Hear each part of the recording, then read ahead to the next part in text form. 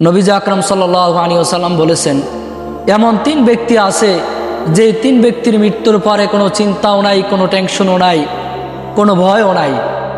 কাল কিয়ামতের ময়দানে যখন মানুষ বাবা সন্তানের কাছে যাবে, সন্তান বাবার কাছে যাবে, মা সন্তানের কাছে যাবে, সন্তান মায়ের কাছে যাবে, একটা নেকির জন্য অস্বীকার করবে, সেই কঠিন মুহূর্তে তিন ব্যক্তি এমন আছে যেই তিন ব্যক্তির ওই সময় কোনো চিন্তা এবং ভয় লাগবে না, কোনো পেরেশানিও থাকবে না।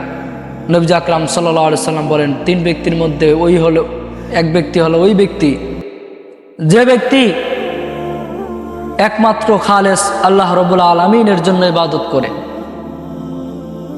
সেজদা করে আল্লাহর জন্য, রুকু করে আল্লাহর জন্য। দুই নাম্বার হলো ওই ব্যক্তি যে ব্যক্তি আত্মীয়তা সম্পর্ক ঠিক রাখে, আত্মীয় স্বজনদের সাথে ভালো আচরণ করে। তিন নাম্বার হলো ওই ব্যক্তি যে ব্যক্তি পিতামাতার সাথে ভালো আচরণ করে, ভালো ব্যবহার করে। এই তিন ব্যক্তি মৃত্যুর পরে আল্লাহ তাআলা তাদেরকে শান্তিময় জীবন দান করে।